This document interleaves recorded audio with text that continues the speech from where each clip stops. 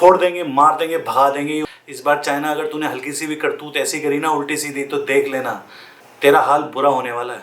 मैं इंडिया के साथ हूँ, चाहे कुछ भी हो जाए, ठीक है, चाहे वो इंडियन नेशनल सिक्योरिटी है, चाहे कोई भी चीज़ है, मैं हमेशा इंडिया के साथ हूँ और सपोर्ट करता हूँ। पर चलो इसी मसले पे एक और बात करते हैं। LAC में 5-6 जगह से चाइना अंदर घुसा, ठीक है। LAC को समझने के लिए, वो क्यों घुसता है, ये बॉर्डर का इशू क्या है, उसको समझने के लिए थोड़ा सा वेट करिए, मैं आपको पूरा मैप पे बताऊंगा डिटेल में। पर मैं ये कह रहा हूँ कि आजकल मेरा ये वीडियो बनाने का मन इसलिए करा, या मैंने इसलिए सोचा कि वीडियो बनाना चाहिए मेरे को, कि मतलब मैं जब न्यूज़ चैनल्स देख रहा हूँ कि वहाँ पे क्या दिखाया जा रहा है, वहाँ पे दिखाया जा रहा है कि इंडिया ने चाइना का मुंह तोड़ जवाब दे रही है, और इंडिया ने ये फोर्सेस लगा दिए, टैंक लगा दिए, आर्टिलरी लगा दी है, सब कुछ लगा दिया है। और मतलब और अभी लेटेस्टली चल रहा था कि चाइना 2-2.5 किलोमीटर पीछे चला गया, एक विक्ट्री की तरह उसको दिखा रहे थे। पर मैं कहता हूँ कि वो 10 किलोमीटर अंदर आ गया है। आप ये बताओ कि वो 2.5 किलोमीटर पीछे तो गया है, पर ये बताओ वो LAC के पार उस साइड गया है, नहीं गया? एक कौन सी विक्ट्री है? जब हम बात करते हैं कि ये 1962 वाला चाइना नहीं है, तो फिर क्या आज हम जो मिल रहा है उसमें खुशी वाली बात क्यों कर रहे हैं कि भाई जो मिल गया चलो उसी में खुश हो जाओ?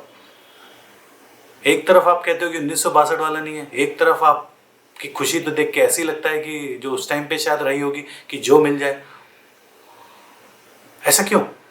इसीलिए मेरे को लगा कि ये वीडियो जो मैं बनाना चाहता हूँ कि ये चीज़ भी एक आपके सामने आनी चाहिए, जो कि ये सिचुएशन हुई क्यों, ये सिचुएशन पैदा ही क्यों हुई।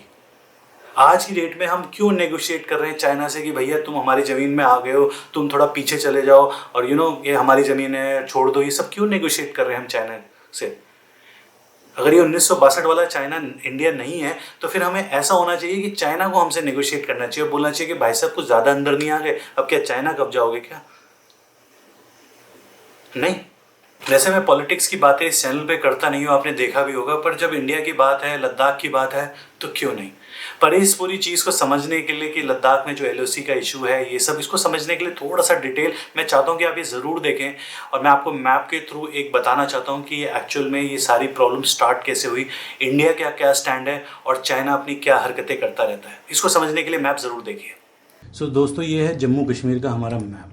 इसमें अगर आप देखोगे तो ये पूरा जो पार्ट है, ये जम्मू कश्मीर, ये इंडिया का है, ठीक है। इसमें से कुछ किसी ने कब्जा रखा है, किसी ने कुछ कब्जा रखा है। उसके बारे में तो अभी मैं डिटेल में सब के बारे में बात नहीं करूँगा, पर हम बात करते हैं अपने लद्दाख वाले एरिया की, ठीक है। ये वाला जो एरिया है जहाँ पे इशू चल रहा है, ठीक है। बेसिकली 1865, 1846, 47, 48 के आसपास अंग्रेज़ों ने यहाँ पे मतलब अपना जम्मू कश्मीर, ये जो पूरा यहाँ पे अपना कब्जा कर लिया था।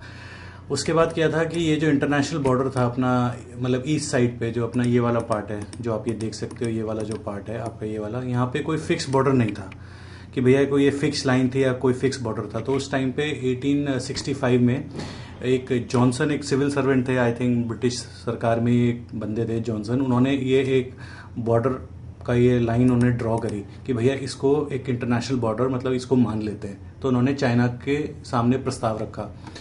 बेसिकली चाइना उस टाइम पे, ये जो चाइना, ये ऊपर वाला जो एरिया देख रहे हो, ये वाला, ये जिंगजांग था और इधर तिब्बत था। तो ये दोनों ही उस टाइम पे चाइना के पार्ट नहीं थे। उन्होंने भी कोई इंटरेस्ट नहीं दिखाया। तो जॉनसन ने 1865 में ये लाइन डिक्लेयर करी थी कि भाई ये लाइन मान लेते हैं, ठीक है। तो इंडिया इस लाइन को मानता है, आज भी इस लाइन को मानता है, जिसे जॉनसन लाइन बोलते हैं, ठीक है।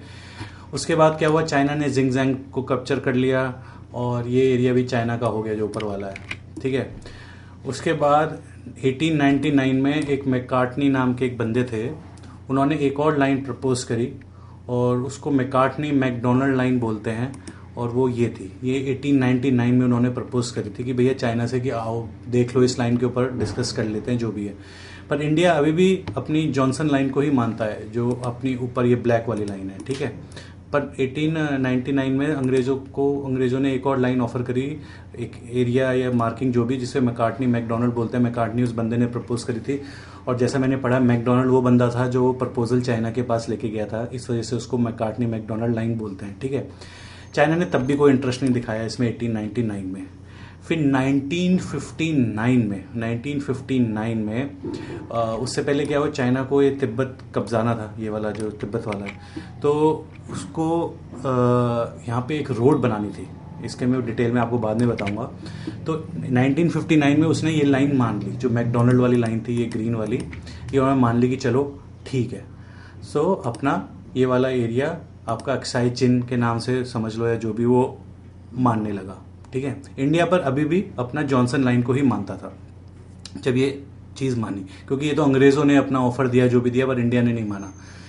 फिर मतलब आज़ादी के बाद जब उसने मान ली, उसके बाद 1962 में जब इंडिया को पता चला कि भैया अक्साई चिन में तो चाइना रोड बना रहा है यहाँ पे, और सब पता चला रोड वोड के बारे में, तो लड़ाई हो गई। जब 1962 की आपको चाइना की लड़ाई के बारे में बताया, सो वो लड़ाई हुई, तो उसमें क्या हुआ, नेचुरली चाइना की फोर्सेस थोड़ी ज़्यादा स्ट्रांग थी उस टाइम पे, और इंडिया को पीछे हटना पड़ा।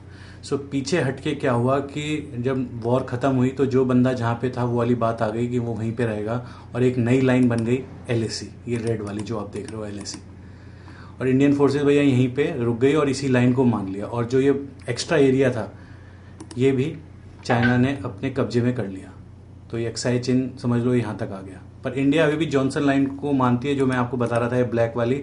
और 1962 के वॉर के बाद ये ग्रीन वाली, जब हिंदू चीनी भाई भाई वो कर करके हमसे लड़ाई करके और ये सब कब्जा लिया उन्होंने, सो ये एक्स्ट्रा एरिया उन्होंने कब्जाया हुआ है उन चीज़ों को लेके जो मैकडोनल्ड लाइन वो मान चुके थे, उसके बाद भी उन्होंने ये एक्स्ट्रा एरिया कब्जा रखा है, और इंडिया ये LAC पे है। ठीक है, सो ये बेसिकली सारी स्टोरी है। और अब वो LAC को भी इंटरफेयर करता है, LAC से भी इधर आ जाता है, इधर आ जाता है, इधर आ जाता है। तो बहुत सारे पॉइंट्स पे, जैसे यहाँ पे सबसे ऊपर दौलत बेग है, एक एरिया जहाँ पे इंडिया की सबसे हाईएस्ट एयर स्ट्रिप है, इस एरिया में यहाँ पे घुसा है। फिर गलवान सेक्टर इस एरिया में भी घुसा है, यहाँ पे फिर कुछ हॉट स्प्रिंग्स हैं वहाँ पे भी घुसा है। फिर इस एरिया में आई थिंक पेंगोंग लेक है जो यहाँ पे वो घुसा हुआ है। सो ये पूरा मैप का मैं आपको एक बार बताना चाह रहा था कि एक्चुअल में कि भैया स्टोरी है क्या, कौन सी लाइन कब आई, किसने मानी, कैसे आगे बढ़े, LAC कैसे बनी। तो अब आप ये चीज़ समझ गए होंगे, क्योंकि ये जानना एज अ इंडियन भी आपके लिए बहुत ज़रूरी है, और जो आजकल इश्यू चल रहे हैं उसके लिए जानने के लिए भी बहुत ज़रूरी है। तो अब चलते हैं बाकी के वीडियो पे। सो अब आपको समझ गए होंगे कि ये चाइना क्या कर रहा है और इंडिया का क्या स्टैंड है। हम जॉनसन लाइन को मानते हैं जो हमारा इंटरनेशनल बॉर्डर है। चाइना जिस लाइन को मानता है उसको तो मान ही नहीं रहा है। प्लस 1962 में जो जमीन उसने कब्जा ली थी इंडिया से, उस LAC को भी नहीं मान रहा है, उससे भी अंदर घुस रहा है। और इंडिया तो ये कह रहा है कि भाई LAC से पीछे जाओ, पर एट द एंड इंडिया तो ये कहेगा कि भैया जॉनसन लाइन के पीछे जाओ। हम तो मैकडोनल्ड लाइन भी नहीं मानते। सो ये सारा इशू है। और प्लस LAC का है, जो LAC जहाँ पे बनी थी वो क्या है कि कोई ऐसी फिक्स लाइन नहीं थी, बस कुछ फोर्सेस कहीं पे थी, कहीं पे थी, तो उसको LAC मान लिया। सो वहाँ पे क्या है, बड़ा बफर जोन है। सो कोई ऐसे फिक्स लाइन नहीं है। तो इस वजह से क्या होता है कि इंडियन ट्रूप्स थोड़ा उधर जाते हैं, चाइनीज ट्रूप्स कभी इधर आते हैं, कभी उधर घुस जाते हैं, कभी इधर घुस जाते हैं। ये सालों से चला आ रहा है, कोई इसमें नई बात नहीं है। पर अभी क्या हुआ कि, और पहले भी क्या होता था कि जब ये आमने सामने आ जाते, वो भी पेट्रोलिंग करके निकल रहे हैं, ये भी पेट्रोलिंग करने निकले हैं, और कभी आमने सामने आ जाते थे तो अक्सर इश्यूज हो जाते थे, हाथापाई हो जाती थी, जिसके वीडियोस आपने यूट्यूब पे काफ़ी देखे होंगे। पर इस बार क्या हुआ कि वो अंदर तो आए और काफ़ी अंदर आ गए, और भाई साहब फोर्सेस पूरी लेकर आए और तंबू वम्बू सब गाड़ लिए कि जैसे अब तो ये हमारा ही है, कब्जा लिया। कहाँ थे इंडिया की spy satellites, drone, spy drones, ये सब कहाँ थी, कहाँ थी इंटेलिजेंस? जब कारगिल हुआ था उसके बाद मतलब आपको इतनी तो अकल आनी चाहिए कि भैया जब कारगिल हो गया वो अंदर आके बैठ गए थे, जब इंटेलिजेंस का फेलियर था। उसके बाद आपको पता है कि आपके नेबर कैसे हैं। चाइना की तो करतूतें आपको पता ही है, उससे पहले अभी डोकलाम हुआ था, आपको पता होगा, सिक्किम में जो हुआ था, इसकी तो हरकतें आपको पता ही है। उसके बाद भी आप अपना गार्ड कैसे मतलब छोड़ सकते हैं, मतलब कैसे, मतलब वो, मतलब मेरा सारा पॉइंट ये है कि वो अंदर घुसे कैसे, इंटेलिजेंस कहाँ थी हमारी, वो जो डिफेंस में इतना पैसा खर्च होता है वो कहाँ है। शायद बहुत से लोगों को अभी ये लग रहा होगा मेरे इस वीडियो से कि मैं एंटी मोदी हूँ और मैं इसलिए ऐसी बातें कर रहा हूँ। बस इसमें मोदी कांग्रेस का कुछ लेना देना नहीं, अंडरस्टैंड, इट्स नॉट पॉलिटिसाइज, मैं नहीं कर रहा हूँ। मेरा बस सिंपल सी बात ये है कि हमारे जवान तो ऐसे होते हैं, एक ऑर्डर दो भैया, लड़ने के लिए पहुँच जाता है वो, ना मरने की सोचता ना कुछ, उसको कंट्री के लिए मरने के लिए पहुँच जाता है वो। पर मैं कह रहा हूँ कि इतनी टेक्नोलॉजी है, इतने पैसा आप डिफेंस में खर्च करते हो, उसको ऐसी सिचुएशन में खड़ा क्यों करते हो? कारगिल में हमारी कितने जवान और ऑफिसर्स की डेथ हुई थी, शहीद हुए थे, क्यों? क्योंकि पाकिस्तान ऐसी जगहों पे जाके बैठ गया था और हम नीचे थे और हमें ऊपर जाना था। और ऐसी यहाँ पे कि आपकी इंटेलिजेंस क्यों फेल होती है, क्यों हमारे फोर्सेस, आर्म फोर्सेस के जो बंदे हैं उनको ऐसी सिचुएशन हैंडल करनी पड़ती है कि अगर आप अच्छी इंटेलिजेंस करी होती तो ऐसी अगर चीज़ें नहीं होती तो वो अच्छी सिचुएशन पे होते। वो पता है कि वो इंडिया के लिए मर जाएंगे, कुछ भी कर जाएंगे, पर कुछ होने नहीं देंगे। हम सब साथ हैं। पर किसी एक जनरल ने बड़ा खूब एक बात कही थी वर्ल्ड वॉर 2 में, अगर आपको पता होगा, पैटन ने कही थी, शायद जनरल पैटन ने, कि अपने देश के लिए मरने से लड़ाई नहीं जीती जाती, अपने एनिमी को अपनी कंट्री के लिए मरने दो।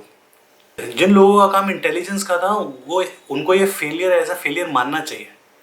मैंने ये भी पढ़ा था कहीं, छोटी मोटी सी बात कहीं मैंने छोटी सी पढ़ी थी कि कोविड की वजह से क्या हुआ था कि हमारी आर्म फोर्सेस का डिप्लॉयमेंट नहीं हुआ था इस बार बॉर्डर पे, क्योंकि जब बर्फ़ पिघलती है, रास्ते खुलते हैं, तो हमारी आर्म फोर्सेस वहाँ जाती है। इस बार क्योंकि एपिडेमिक ये फैला हुआ था, इस वजह से फोर्सेस नहीं गई। पर यार अब इसे मैं इसलिए नहीं बोलना चाहता क्योंकि एट द एंड तो नेशनल सिक्योरिटी का मामला है ना। एपिडेमिक चाइना में फैला था, वो तो घुस गए अंदर, बैठ गए अपने अंदर। और सुना है पैंगोंग लेंग में तो अभी तक वो हिले भी नहीं है, थोड़ी 1-2 जगह पे हिले हैं, बाकी जगह तो वहीं के वहीं अटके हुए हैं। तो ये न्यूज़ चैनल्स पे ना मेरे को इतनी इरिटेशन होती है, किस बात की विक्ट्री की ये बातें कर रहे हैं। विक्ट्री तो तब होगी कि सारी की सारी एलएसी के पीछे जाएं, एटलीस्ट फर्स्ट एलएसी के पीछे जाएं। ये नहीं कि एक जगह चले गए, 1 किलोमीटर पीछे चले गए, 2 किलोमीटर पीछे चले गए। I know it's a slow process, I know कि ये धीरे धीरे होगा, ये नहीं है कि इसका कोई ऐसा कोई चुटकी बजा के नहीं होता है। पर अगर ऐसी सिचुएशन फर्स्ट हमें होने ही नहीं देते तो शायद ये सब होता ही नहीं, जो मेरा पॉइंट है। एनीवे, इस बारे में मैंने आपको काफ़ी बता दिया है, थोड़ी मैंने आपको मैप से बता दिया कि एक्चुअल में सिचुएशन है क्या और मेरा पॉइंट ऑफ व्यू क्या है। क्योंकि मेरे को पता है कि आप सभी के किसी ना किसी के आर्म फोर्सेस में कोई ना कोई होगा ही, सब अपने डिफेंस में अपना काम कर ही रहे हैं, मेरे भी कुछ कजन्स हैं एंड एवरीबडी। पर मेरे को ऐसा लगता है कि हमें, जब हमारे पास इतनी टेक्नोलॉजी और आए दिन हम स्पेस पावर भी बन चुके हैं ऑलमोस्ट, कि हम दी सैटेलाइट्स और ये सब वो सब, सो इंटेलिजेंस का बहुत बड़ा काम है, आपको पता है आज की डेट में। अगर इंटेलिजेंस प्रॉपर होगी तो हम ऐसी सिचुएशंस में आएंगे ही नहीं, हमें जाके नेगोशिएट नहीं करना पड़ेगा, लोग आके हमसे नेगोशिएट करें। बाकी तो मैं कंट्री के साथ, आर्म फोर्सेस के साथ, आप सभी के साथ, पूरी कंट्री के साथ खड़ा हूँ। पर यह बात भी तो करनी चाहिए कि नहीं करनी चाहिए, वो भी तब जब कारगिल हुआ था। एनीवे, और ऊपर ही एकता कपूर ने क्या ड्रामे कर रखे हैं यार, ये मैं आए दिन यूट्यूब पे देखता रहता हूँ, उससे इतना वो वायरल हो रहा है। उसने क्या करा है यार, ये मैं देखी तो नहीं सही, वो XXX में उसने कुछ मिलिट्री वालों का बड़ा अपमान किया है, वो सब क्या बेवकूफ़ है यार ये, ऐसा कैसे कर सकते हैं मतलब। और ऊपर से उसको माफ़ी मांगने में उसकी मौत आ रही है। मतलब इससे पता चलता है कि कितना एटीट्यूड है, मतलब कहाँ पूरे कंट्री में उसके अगेंस्ट इतना सब बोल रहे हैं, सब बातें हो रही हैं, और उसमें कोई एटीट्यूड की कमी नहीं है। अरे उसे लगता है उससे गलती हो गई, ठीक है गलती हो गई, मेरे को पता है उसने वैसे तो जानबूझ के जो भी करा होगा, पर उससे गलती हो गई, मांग ले माफ़ी। क्या मौत आ रही है उसकी, अपनी कंट्री से ही तो माफ़ी मांग रही है, क्या हो क्या रहा है। Anyway guys, take care. बस ये वीडियो मेरे को इसलिए बनाना था क्योंकि ये थोड़ा टची टॉपिक है, और मैं आजकल जो न्यूज़ चैनल पे देख रहा था तो थोड़ा सा ना मैं थोड़ा इरिटेट हो गया था कि क्या हो क्या रहा है यार। एनीवे, हमें पता है कि हम चाइना को पीछे खदेड़ देंगे क्योंकि we are more super power now, and it's just कि we should also act every time like that. So till next video, do whatever you want to do guys, have fun, enjoy, bye bye.